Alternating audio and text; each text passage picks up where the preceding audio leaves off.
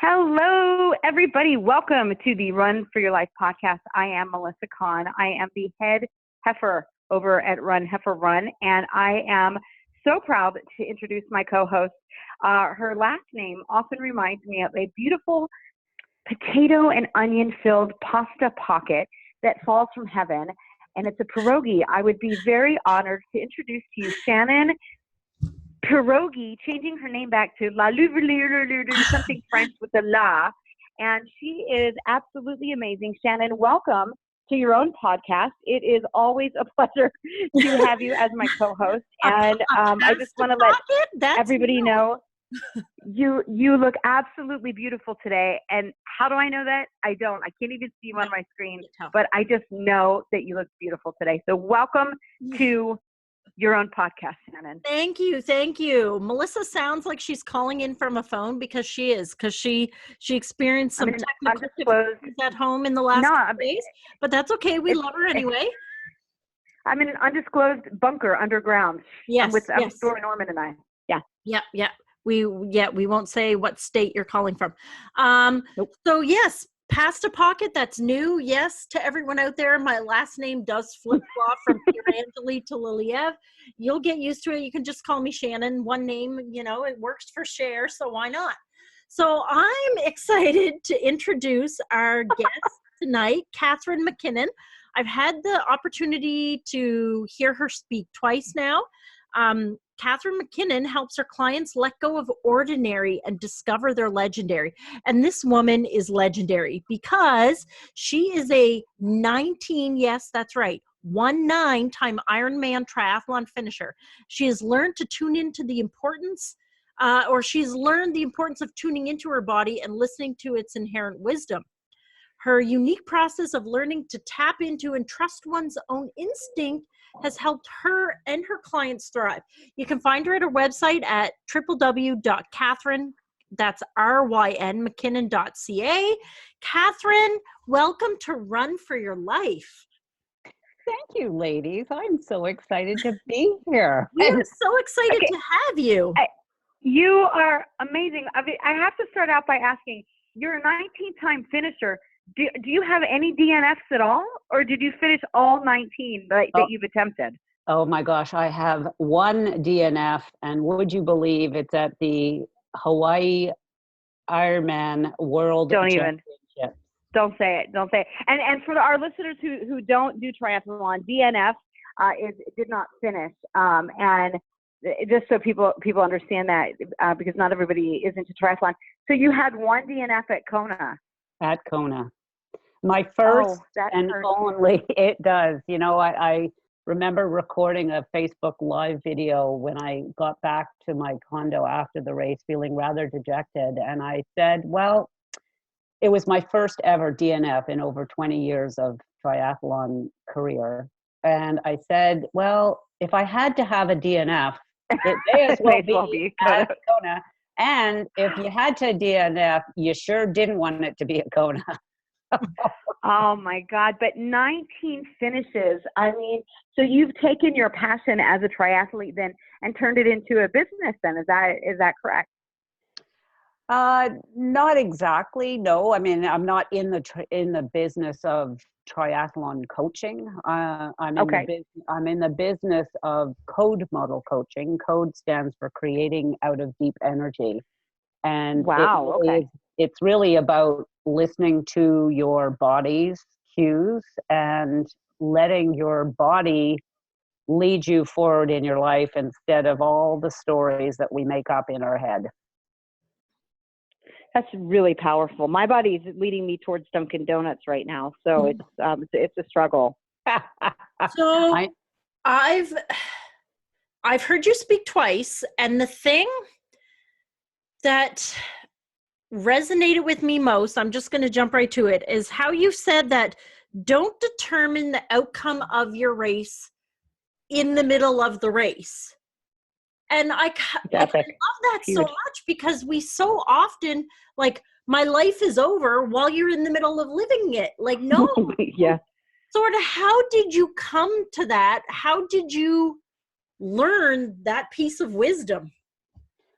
Well, in all honesty, I learned that piece of wisdom from somebody. He was, honestly, I don't even remember who he was, but I can tell you I was at an Ironman race in New Zealand, and they often had speakers that you could go to a little talk ahead of the race. And this was a speaker at that race that I guess he was an ex-pro triathlete. And he shared that bit of wisdom to all of us newbies, or rather recent Ironman triathlon participants. And that has always stuck with me, because he told the story about in a race, he had had multiple flat tires in the bike portion. And he went on to do reasonably well. I can't remember if, I don't imagine he won, but he went on to do reasonably well. And that just always stuck with me. So yes, of course it applies to a race, but as you pointed out, Shannon, it really applies to our lives in general. We can get so stuck in the moment of, oh my gosh, life sucks. I just want to crawl into a hole and give up. And yet it's just a moment in time. It's but a blip. So are you willing to just relax into that blip and then move on? And go with it, right? I mean, isn't that the case as it is with life in general? It's one of those things where, like you said, I mean, everybody has a blip in time that is a hiccup. But as we go through the race of life, we have to actually just say to ourselves, look, we can't, there's no choice. You have to keep going. It's just that simple. And so you took that advice then, and I'm guessing that helped you then throughout some other races as you did them subsequently. Absolutely. And in life in general. Absolutely. Well, I mean, epic advice. Absolutely epic. And it is absolutely epic advice, and it has stood me in good stead, because there are multiple times, especially in more recent history, more recent years, where I did just have to say, just keep going and see what happens. And dig deep. And dig deep. And I dug as deep as I could, and I got as far as I could. So even the race that I didn't finish, I got sick. I got abdominal pain 80 kilometers into the 180 kilometer bike ride, and I didn't give up. Because man. This was my one shot deal at Kona. And yeah, I was not going to give up hope of finishing that race at 80K into the bike. And I grounded out for the next 100 kilometers. I was holy crap, throwing up, and I was stopping at every aid station, getting ice to suck on, because I couldn't eat or drink anything without throwing up. And my God. The medical team on course were giving me salt so that I could, take salt in as well as suck on the tube. And they kept checking on me, and I just did not give up hope. And I got to the finish line of the bike course, so I completed the full 180 kilometer bike ride, and I missed the cutoff by a mere 2 to 3 minutes, and I wasn't allowed to continue on to the run. Oh my God! And how did you feel in that moment? I mean, well, I know words can't possibly describe it, but if they could, how would you describe that?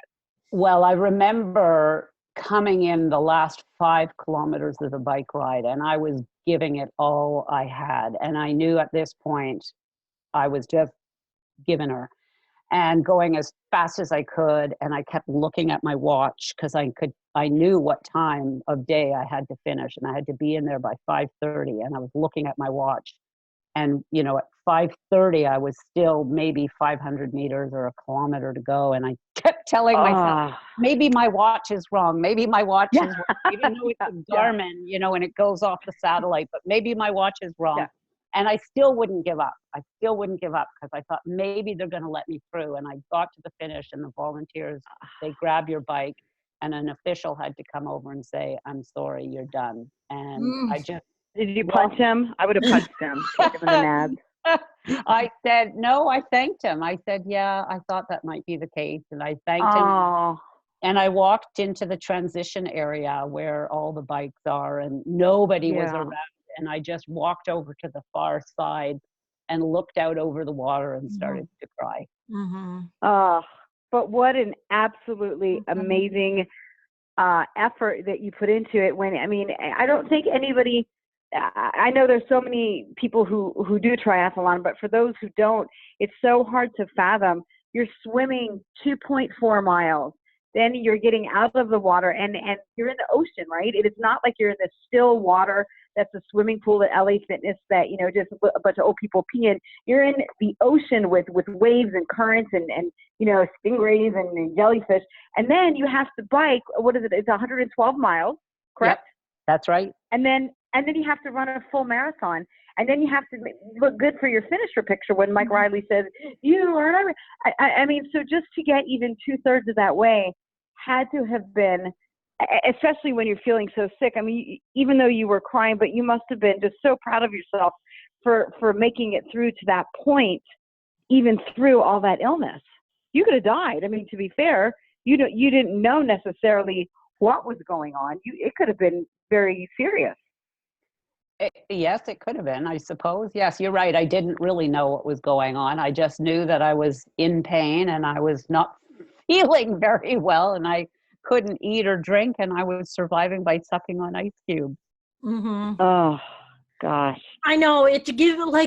I'm just mentally picturing if someone came and took my bike and I'd want to be like, no, like something like Will Ferrell, like, no, you cannot take my bike. It would be like a scene from a bad movie or something. But it's just like, I know for me.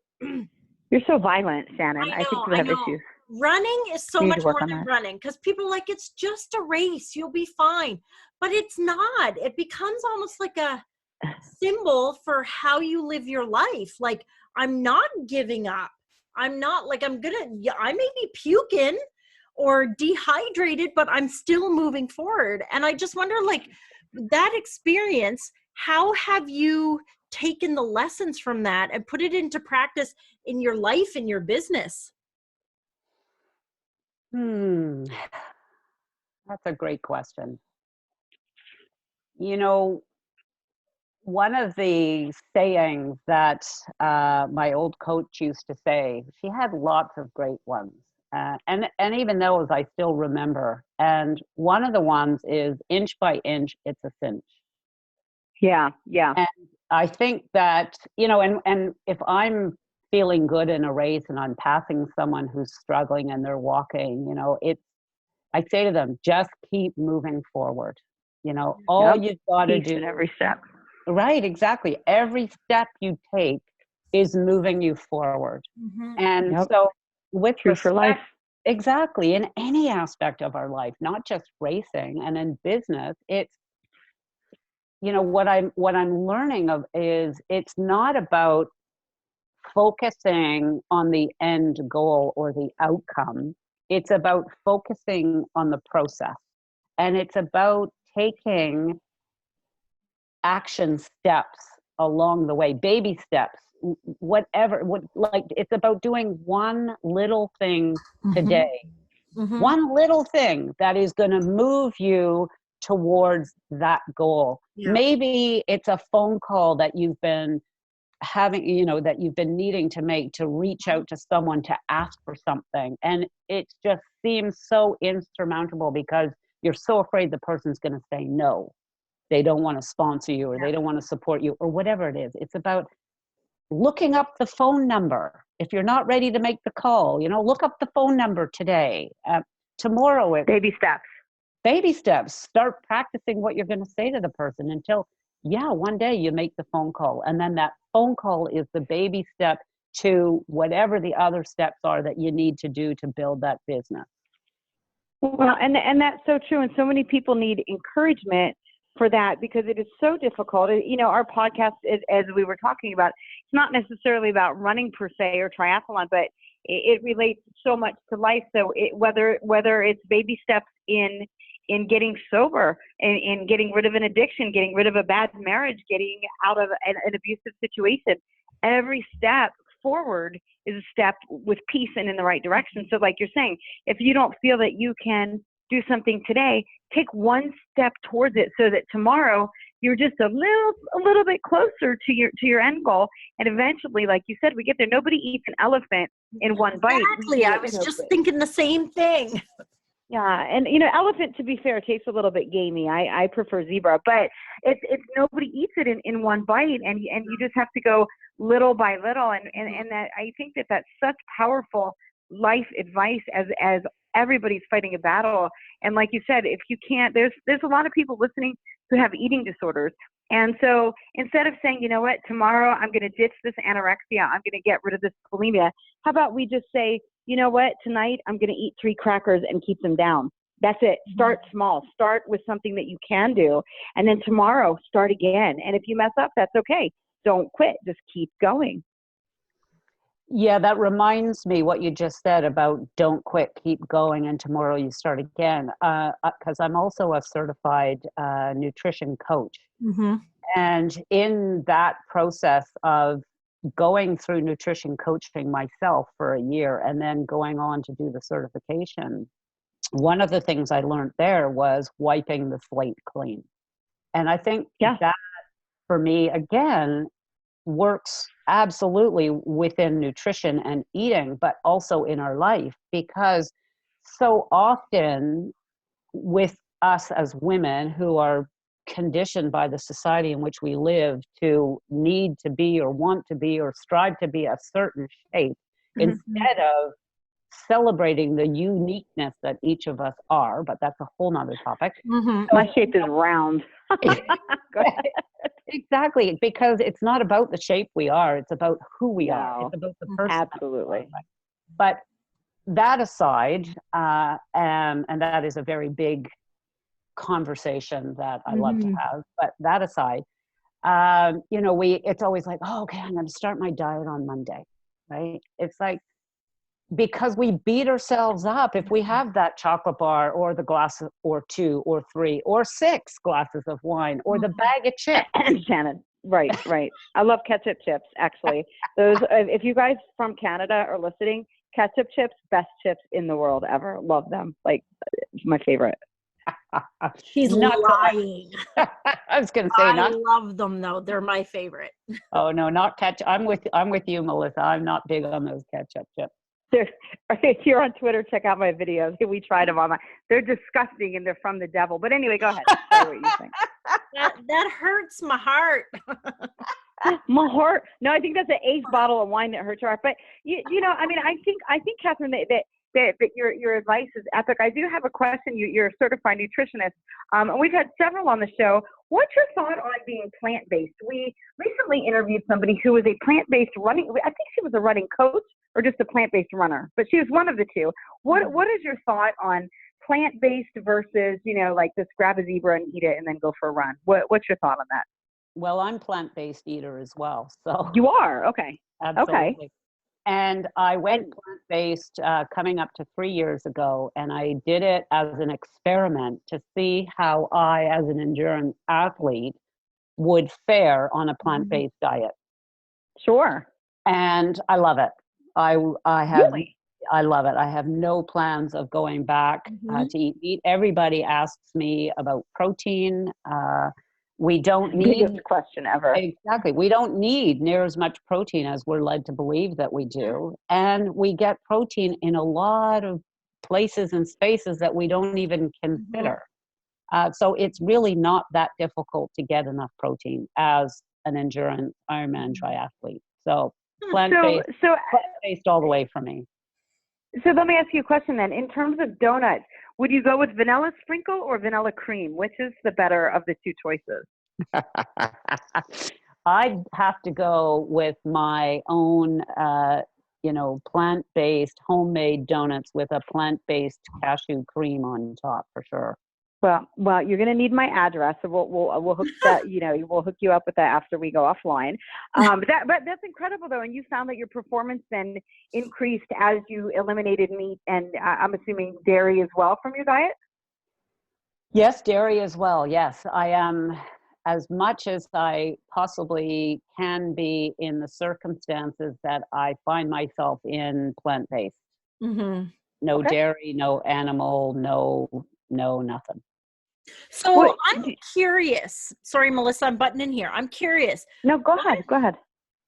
What's the biggest change you've noticed, like that you felt? Because I hear people say, they just feel better. Their skin is better. Their hair feels better. Their eyes seem clearer. Like, what's been the biggest improvement in your life since going plant-based? The most immediate thing that I noticed immediately in the few months when I started, I lost 5 pounds. Okay. Now that said, not a bad gig. I've gained it back, but never mind. Yeah. And it's muscle. You look good. Go ahead. Thank you. But honestly, for me, I felt and feel lighter.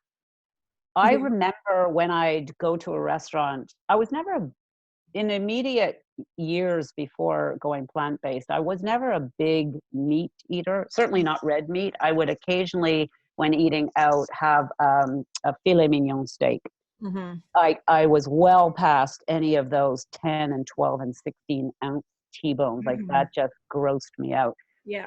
So if I did have, you know, a 4 ounce filet mignon, what I found is it was always so kind of dense and heavy. Like I could really feel my body churning to digest the thing. Yeah. So I think immediately eliminating that, I felt lighter.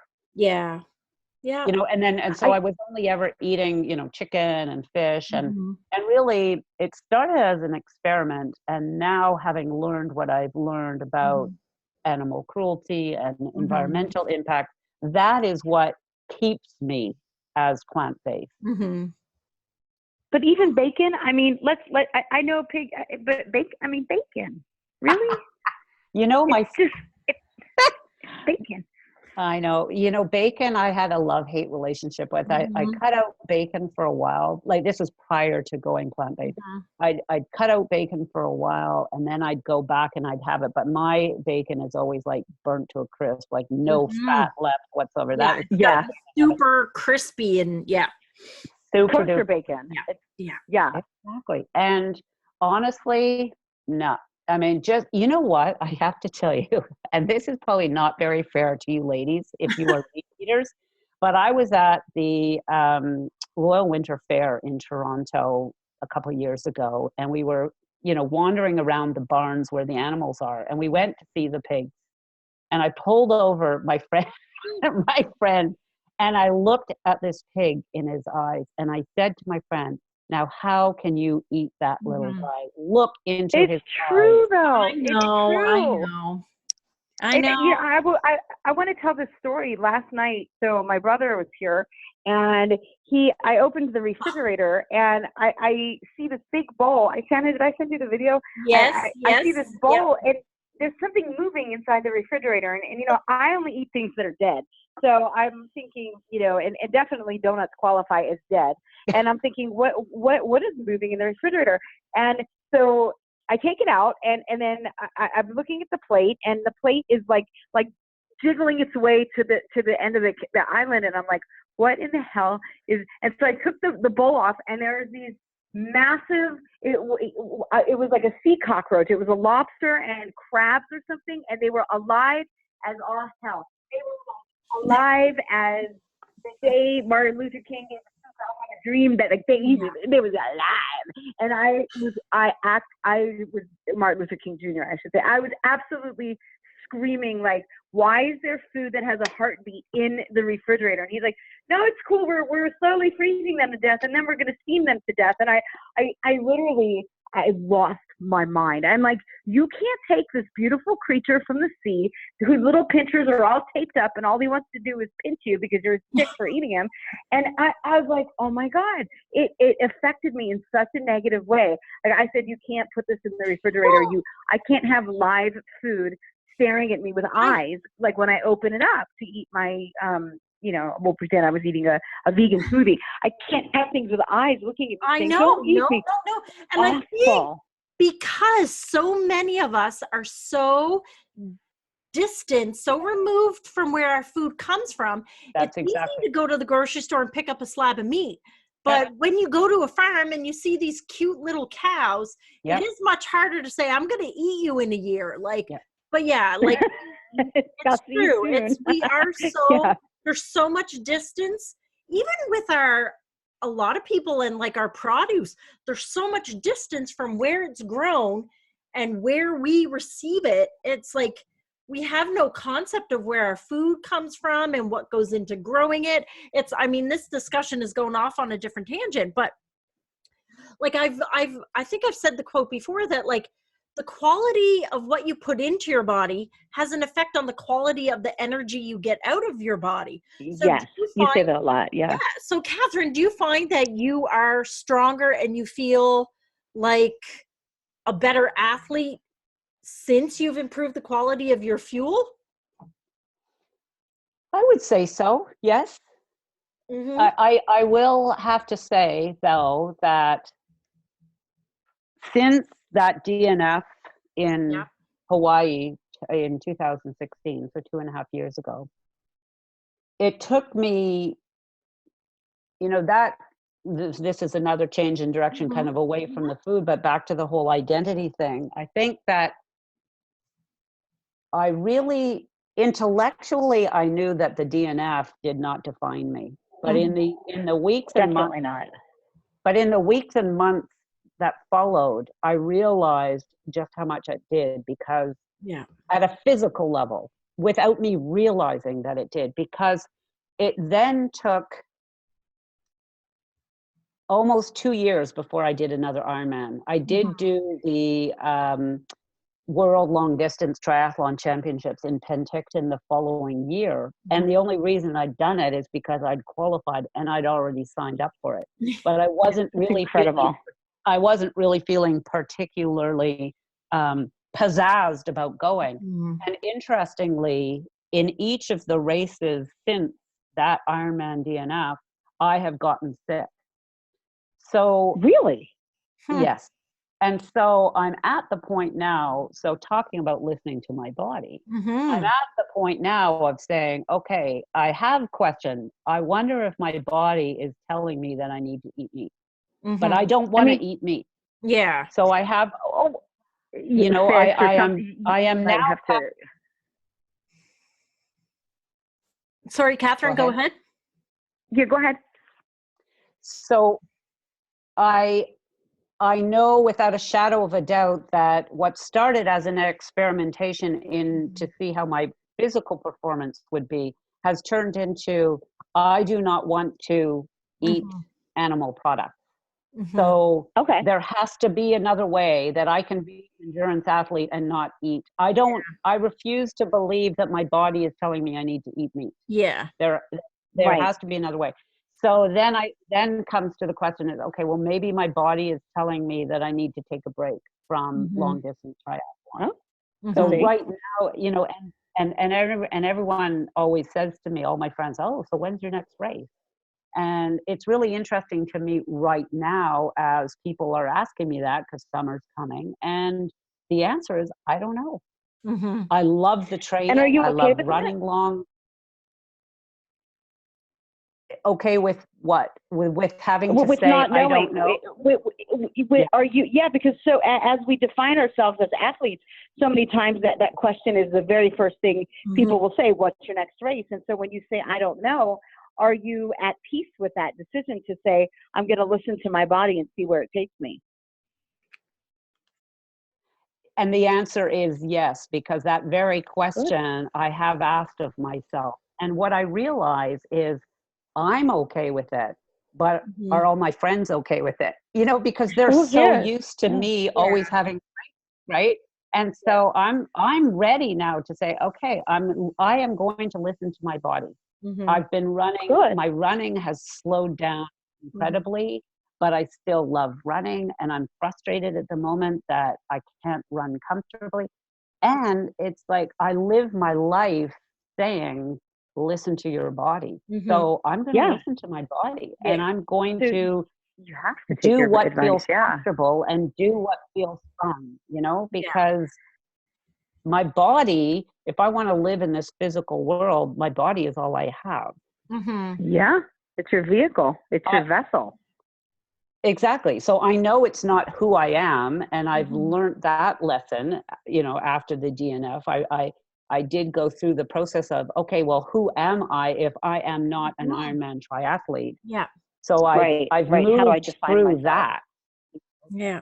Do you find Right, exactly. that there is maybe sort of an expectation or pressure from, like, I can only speak to like running, but I wonder if in the triathlon world, because it's probably similar, like there is sort of a pressure to identify yourself as a triathlete, as a runner?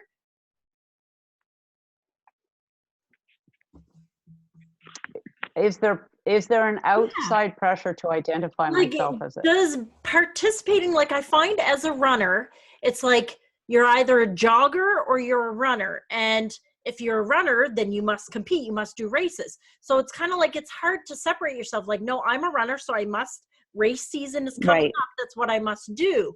I must be in training for something, either that or it's the off season.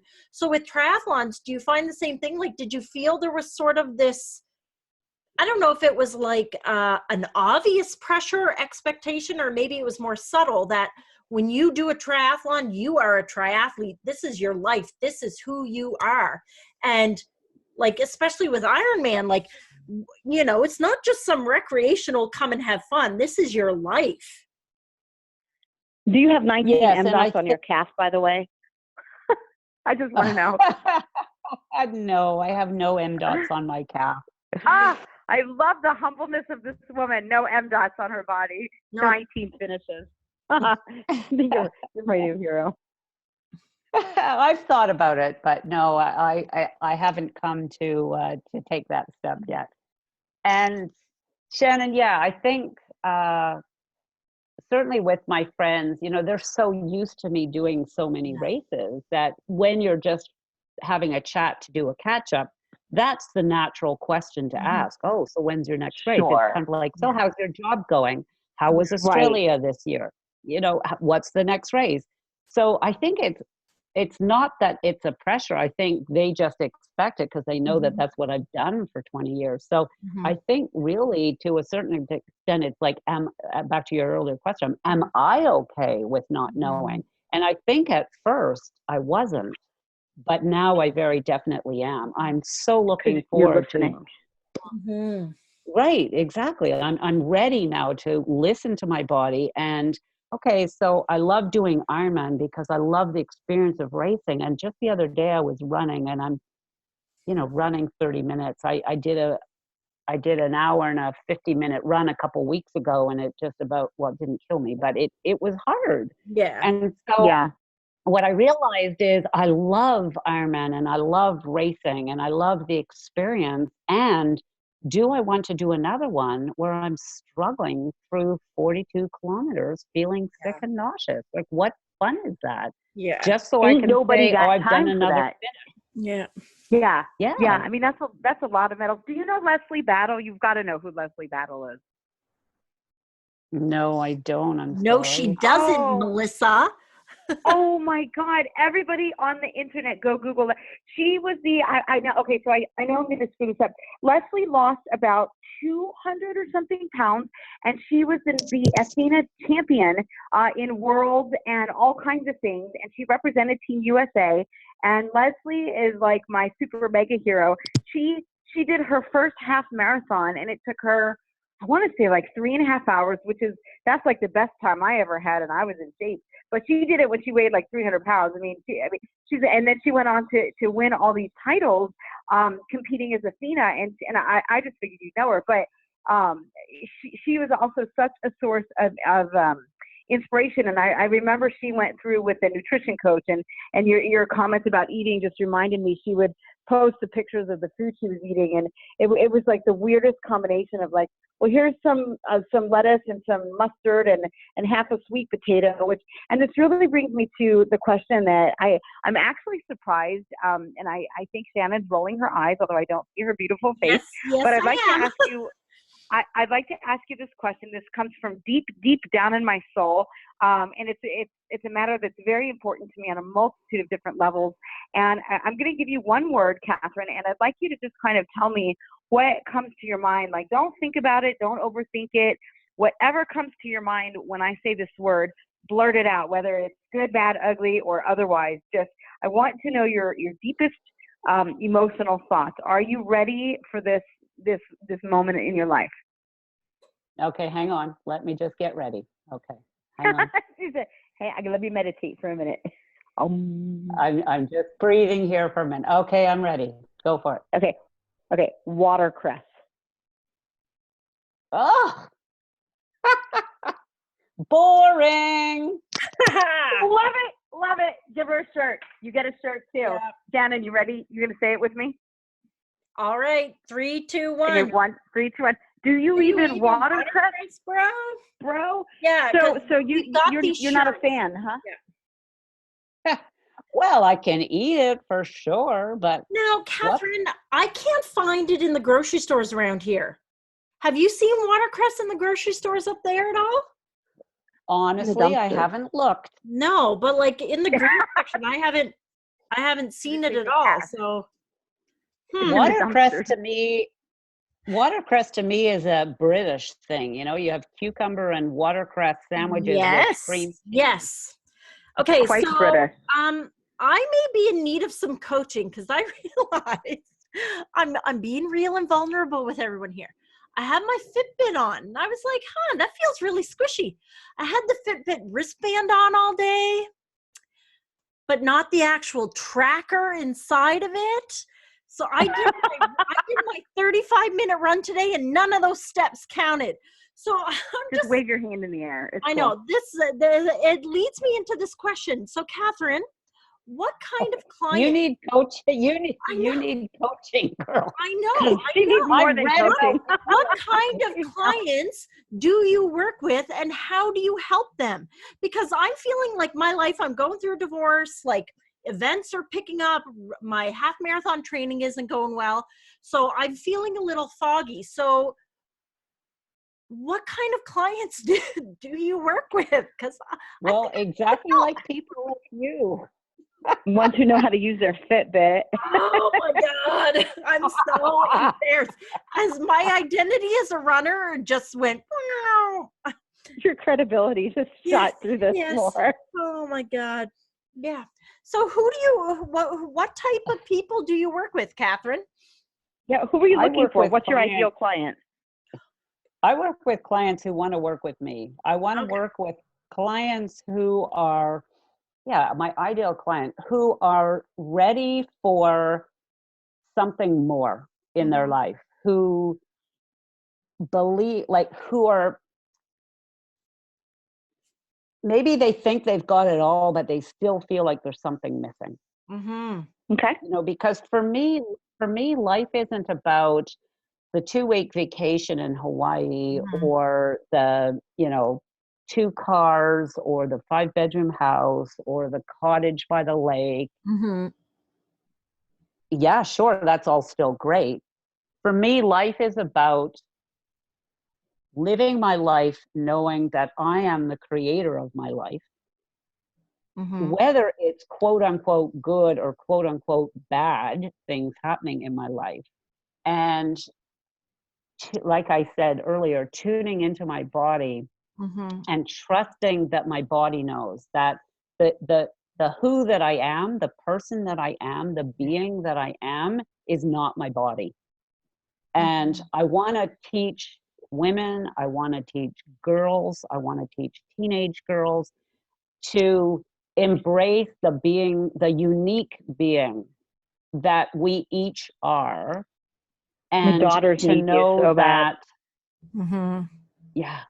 because we're just so taught. Even if we, I'm not a mother, but I'm an aunt multiple times over, so I may as well be a mother. Totally counts. Even though we're teaching our kids and striving to teach our kids exactly what I'm talking about, consider all of those other external influences on their lives, not least of which is their friends, right? Especially the girls, not least of which are their friends who are themselves having their own external influences teaching them something which might be the direct opposite to which we're trying to teach them. Yeah. And even, I talk about letting go of competition and comparison, because for me, what I find, and it's the worst among women, and you probably notice it if you've got teenage girls or girls, is that we're so taught to be in comparison to another because we're looking for that validation outside of ourselves of who we are and what we do and what we say and how we look.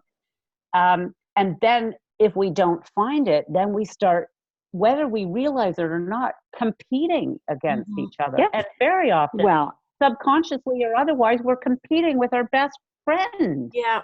And then we're doubting, but the problem with, we're doubting our own self-image then. We're doubting our own confidence. And I watch that in my daughters, right? You know, I say, you're competing only with the person in the mirror. The other kids, they don't matter from a competition perspective. You need to be the best you. And that's all you can do. But like you're saying, right, the external factors, if you look at Instagram as a mother, my God, you want to vomit. The filters and the TNA that are hanging out on these 15-year-olds. And I'm thinking, good God, did you sneak out? Has your mother seen this? Like my daughter wore a shirt. I love her. God, she's beautiful. She wore a shirt to school yesterday, and I didn't really, I mean, in my defense, I was tired and it was dark, but I said, where's your tank top underneath the sweater where your boobages are all hanging out? And she's like, Mom, whatever. And I literally was just like, oh my God, is this how children at your school dress? And they're constantly in this competition for best body, best grades. And if you don't measure up on, if you don't get enough Instagram likes or this or that, your self-worth goes through the floor, and it's sick. It's, we live in this society where, you know, thin is in, and you want thigh gap, and you want this, and you want that. And I'm saying, look, you want to be healthy. I don't care what size you are. What I care about is that you're eating something healthy and that you can climb up the stairs at night without having a heart attack. I don't care what you look like. I just want you to be healthy. And I think you have such a point in working with girls like that. Do you work with boys as well, or do you prefer to work only with girls? Well, I just find that I have a closer affinity with girls and women because I am one. Well, you are one, yeah. Certainly, that helps. You know, so I understand my own experiences, and so I feel I'm closer to it to be able to, you know, understand it. But certainly I'm willing to work with men and boys. I just find that as a female myself, I'm probably in a better position to help those. If you have the experience. And, you know, the other thing, too, like, you know, and the other thing talking about competition is, you know, what kind of came to me just last fall is, you know, we have our kids in sports, right? Team sports, soccer, basketball, volleyball, whatever, hockey. And if they're good athletes and they're now on a competitive team in a competitive league, so right there, you've got competition. And so I started to ask myself about that. It's like, well, we want our kids to, as you said, Melissa, be healthy. But I think there's a way to be healthy and competitive without having it define us, if you would. So I think there's a way that as coaches on teams, we can teach each of the kids on that team that each of them as an individual, as a unique individual, is a very important part of that team, and that they don't need to compete with each other in the same team. Yeah. So true. So like, true. My children are young. I have an 8-year-old daughter and a 5-year-old boy, and they're both in Irish dance. They love it. And a mom asked me today, so are your kids going to compete? And I'm like, well, like, if that's something they really want to do, but I just want them to love dancing. Like, if they never want to compete, that's fine. It'll save me a ton of money because Irish dance is probably as expensive as hockey is. But like, I see so many of my students, because I'm also a teacher, that play hockey, that like, I'm going to be like Nathan MacKinnon, I'm going to be like Sidney Crosby. And not everybody can be like that. And I find they're losing the joy of sport, of movement, of learning, because they're so focused, and their coaches, you know, and parents are, you know, no, the parents are the worst. They're so focused on, I want to make millions of dollars, but that's not, to me, that's not the point of sport. That's not the point of physical activity. And I just want to backtrack a bit because, you talk about like tuning into what your body's telling you. And I've talked with Melissa a lot about this. Like, my hairdresser said my hair is finally starting to grow back in because I've been losing hair by the chunks. Like my jaw hurts. I just don't feel like myself. And I keep telling myself, I'm fine, I'm fine, I'm fine. The stress of the last, 11 months of going through a separation are catching up with me. And because I'm not acknowledging it, like, my body is forcing me, like screaming at me. And I just wonder, like, do you find that women kind of experience that like they don't seek help until their body starts barfing forth? Falling apart. Yeah, exactly. And that's the thing, because our bodies are trying to tell us, right? So the way I look at it is, the who that I am is talking to me through my body, and my body is talking to my brain, my intellect. Yeah. So if my intellect, if I'm not willing to listen to my body and I keep shoving it down and shoving it down, it is going to ramp up and ramp up and ramp up until it stops you in your tracks. Yeah. So exactly what you said, you are not going to listen to it. It's going to just keep upping the ante until you are forced to listen because you stop dead. So this morning, for example, last night I went to dinner with an old friend. We had a lovely, beautiful vegan meal at amazing vegan restaurant here in Montreal. And I got home. I'd eaten well, so I was not, hungry, let's just say. And I went to bed and my belly was so bloated. Now, I can make up the story that it's about the food that I ate. So I went to bed and I put my hands on my belly and I just concentrated on relaxing and breathing, and I fell asleep. And sure enough, I woke up this morning, my belly was fine. I got on my indoor bike. I did a 30-minute workout. I did my shower. And right as I was going to work, didn't my belly bloat up, and I had pain with it in my lower abdomen. And here I was, I'm thinking, oh my gosh, I have no pants that fit. I can't go to work in yoga pants. They were the only Yes, you can, girl. Yes, you can. Well, maybe I could, but given that I'm the front-facing person at work, then it might be a good look. So the point being that I had a choice. I could have shoved my bloated belly into the pair of jeans and walked out the door and been uncomfortable and a painful belly and gotten to work and been all worried that my baggy top that I picked to hide this bloated belly was not hiding my bloated belly. Or I could take the time that I needed to stop, to listen to what my body was telling me, to take the time. So I texted my boss. I said, I'm sorry, I'm not feeling well. I'm going to be late. And I took the time. I did a guided meditation. I laid down on my bed. I relaxed. I had a little nap. An hour later, I woke up and my belly pain was gone and I was not bloated. But that is so amazing. Oh, go ahead.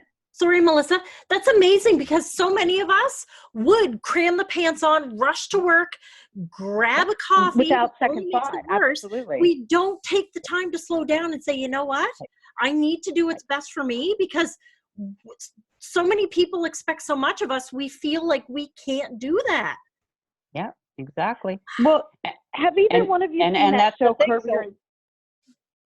Go ahead. No, I was just going to say, and that's what we as women, especially as women, sure, I'm sure men do it too, but especially we as women, it's like, I got to get the kids to school. I got to make their lunches. I got to get to work on time. I got to be super mom. I got to fit in my exercise. I got to fit in my sleep. Something to give. And so when we choose to ignore what our bodies are telling us, okay, I'm going to be okay for the moment. And I would have gone to work, and an hour or two later, my belly would have been fine. But you're still pushing down, shoving down, ignoring whatever it is your body's trying to tell us. And especially, for example, 11 months of going through a divorce. I mean, your hair falling out is not falling out for any old reason. No, I know. Your teeth being sore, it all happens. But it's up to us to choose. Am I going to slow down and stop and pay attention? or am I going to keep rushing through life? And I choose to make it and rehabilitate yourself and let your body heal. What I was going to ask was, have either of you watched that show Curb Your Enthusiasm with Larry David?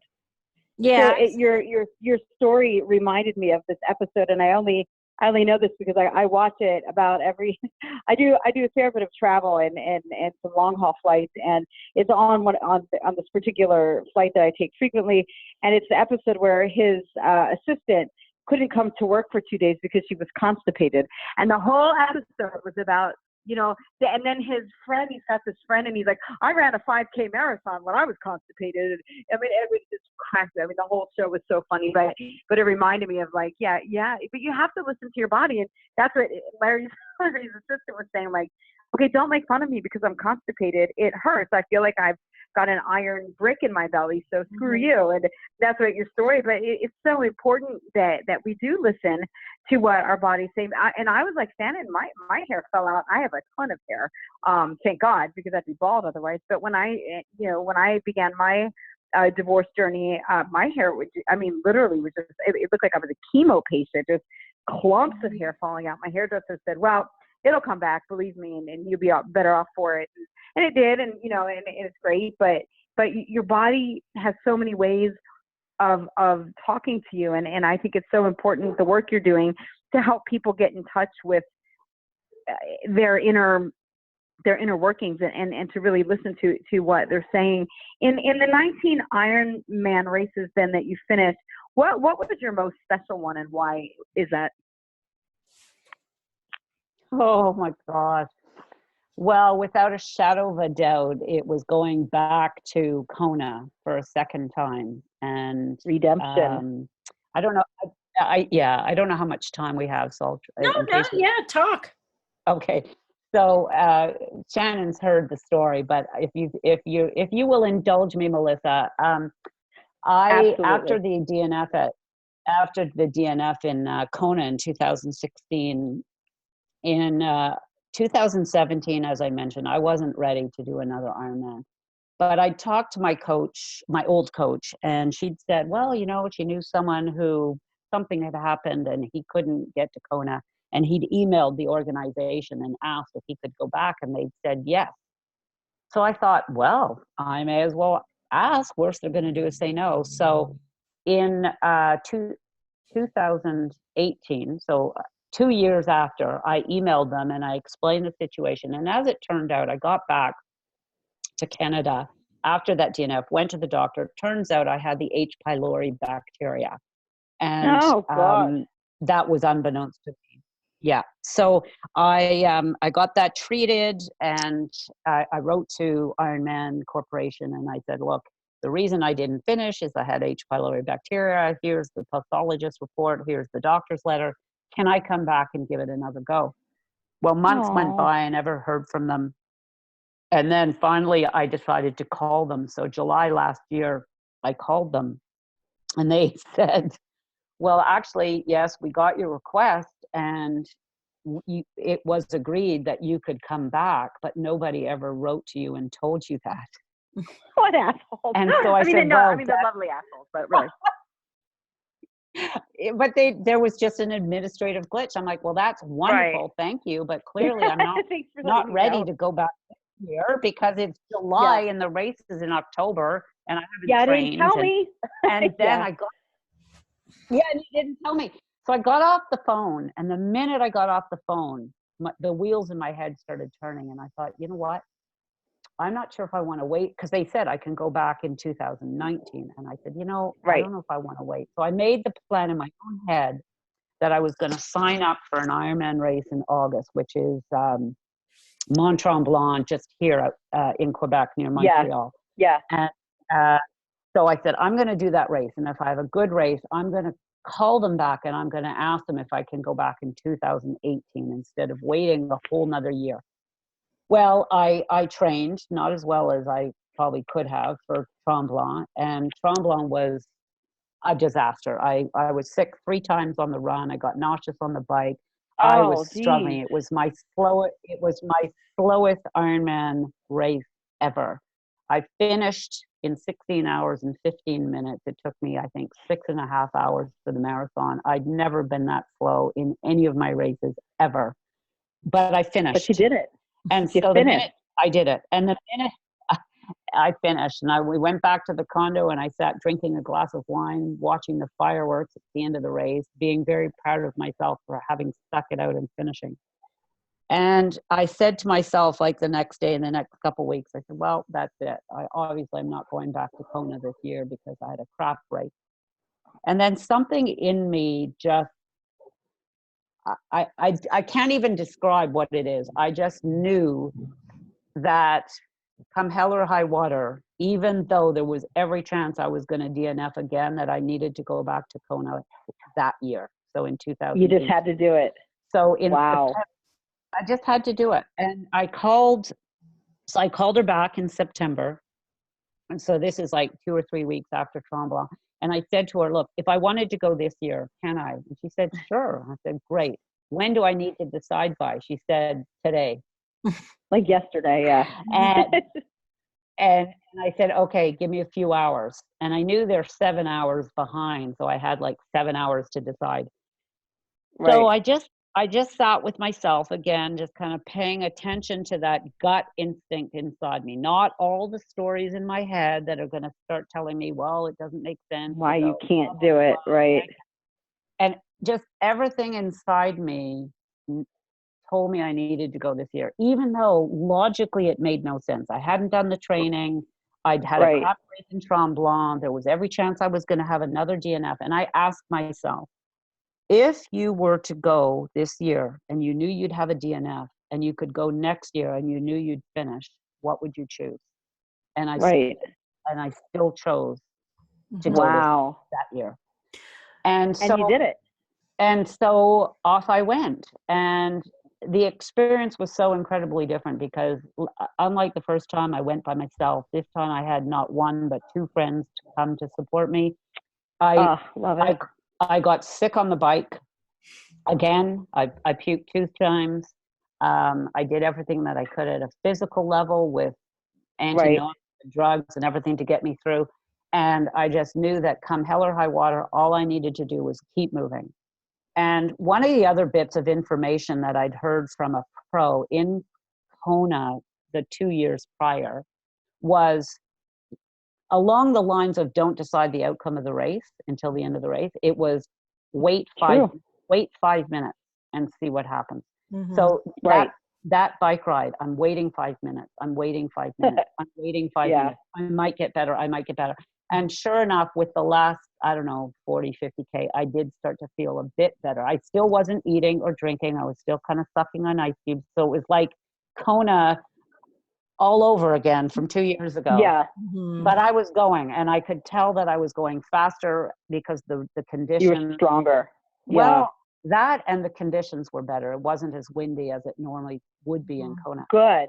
Okay. So I got to the finish line of the bike with an hour to spare. Wow. Okay. Amazing. And off I went out onto the run course, and the first 5K were pretty horrendous. And then at about 7 or 10K, I was really feeling good. I was like, wow. And I just remember running along in the dark, looking up the hill at the lights in the hill, into the side of Kona. And I felt like I was all by myself, but I wasn't all by myself, but I had people just ahead of me, just behind me. Mm-hmm. It was pitch black. I looked up to the hills. It was raining, but it was warm rain. And oh my gosh, Melissa, I was in heaven. I was like, here I am in Kona, living my dream. I made the bike off. I'm on the run. And no matter what happens, I am loving it. And I just kept so cool. And if anything, I just got stronger, and I just kept moving. I kept staying in the moment, living in the moment. And that's a life lesson right there. In the moment. Always. And with 2K to go, I was like, yes, I've got it. And it's like, Kathryn, stop it. Stay in this moment, because you might trip and fall and sprain your ankle in the next 2 kilometers. So stay here in this moment. Yeah. Enjoy it. Right. Stop looking ahead. Definitely. And I did. It's so amazing, though, when you trust your gut. It may not sound reasonable or logical to anybody else. It may not even sound logical to yourself. But when you trust your gut and trust that, okay, I'm going exactly where I'm supposed to be, exactly when I'm supposed to be there. And when you reach that moment, like when you were looking at the lights and you just felt like this is it, like, you know, kind of like, okay, the universe answered the question that I had. And that's why I wanted you as a guest, because like we say we have ordinary people doing extraordinary things, but that's not true. It's because as we talk to each guest and as we talk to you, like it's so clear that there's nothing ordinary about you. You choose to use the word legendary, and that's true, but it's like there's something legendary or extraordinary in every guest we've had on our show. And that's why, after hearing your story twice, why, you know, I told Melissa, we've got to have Kathryn on, because you've become extraordinary. You become legendary by learning to listen to your gut, that inner instinct, and by sharing your story with everybody else. Hopefully other people can sort of maybe take a chance and listen to their own inner wisdom as well. Because for me, me discovering my legendary happened to come through Ironman triathlon. Yeah. Happened to come from finishing 19 times. Yeah. The point that's just huge. 19 times. It's just like unbelievably. I mean, it blows one's mind. Absolutely. Well, thank you. And the point that I really want to make, I guess if your listeners were to leave with anything tonight, is that I might be legendary because I've finished 19 Ironman, but each and every single one of us is legendary because each and every single one of us is unique. Yeah. And Amen, sister. Each and every single one of us is necessary to this world. Yep, absolutely. And we have value. And I think it's really important. I think somebody out there tonight is listening and somebody's feeling lonely, alone, any type of dejected, whatever. Every single one of you listening and the rest of the world who is not yet tuned in, you all have value and added joy that you bring to those who live around you, near you, with you, whose lives you touch on a daily basis. And every single person can continue to add value to other people's lives. I put out earlier on Twitter today the challenge. I reposted something inspirational and said, I challenge everybody to go and make 10 just 10 compliment somebody different 10 times. And for me, because yesterday I was at this networking meeting and this woman, it turns out she was like Tony Braxton's agent or whatever. And she was the most beautiful woman. And as women, oftentimes, I think we find, like we were talking about earlier, we're so competitive and we take so much time to drag each other down so that we feel better about ourselves. And I'm all about the opposite of bringing people up. And even though Shannon's head is freakishly small, she's very beautiful. And I'm always about making her feel that she shouldn't have to fight that as an image. And I looked over at this woman and I said to her, I just wanted to let you know, and I hope this isn't awkward, I just think that you're really pretty. And she just kind of looked at me and I'm like, nope, I'm totally not a lesbian. Not that there's anything wrong with that. Totally not that way. But I always try and take the time. If I think, my God, you have beautiful eyes, like Shannon has beautiful blue eyes. And half the time when my video is working, like I'm staring at her, I'm like, I hate you because you're so pretty, you have great blue eyes.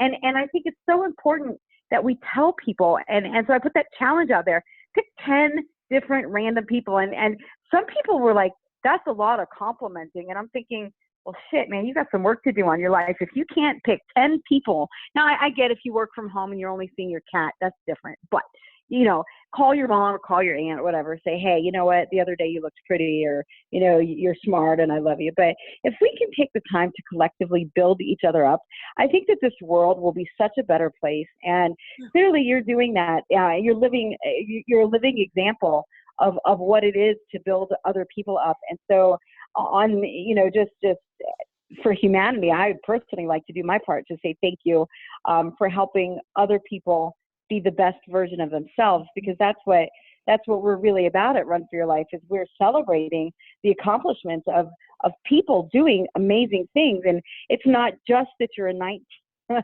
can't even say it, 19-time Ironman finisher, but you're taking the lessons that you've learned and you're helping other people listen to their bodies and listen to what they're being told from the inside, and what a service you are providing to humanity. So for the rest of us who aren't able to say thank you, who are listening and who are nodding and going, amen, I just want to say thank you, truly. And it's not just for joining us tonight, but just for the work that you're doing for humanity in general. I think that you embody the very ethos that we try to encourage everybody. So thank you truly for joining us tonight. I very much appreciate that you spent the time with us. Thank you. Well, you're welcome, and thank you for having me, because I thoroughly enjoyed myself tonight. You're deranged. And I just want to remind everybody that you can find Kathryn online at KathrynMacKinnon.ca. That's Kathryn with a Y. She is on social media as well, so look her up there. But yes, again, Kathryn, thank you for joining us. Melissa, thank you for calling in. I miss your beautiful face. But I know. I'm in my undisclosed underground bunker. It's beautiful down here. Yes. I mean, we could go on for hours and hours, but I think we're going to wrap it up here for tonight. We just want to remind everybody to keep recognize running for your life. Yeah, but recognize the legendary and everybody else around you, and keep running for your life. Absolutely. Kathryn, thank you again so much for joining us. Shannon, thank you for being the best co-host, the other side of the Mississippi. I think you're on the other side. I am on the other side, yes.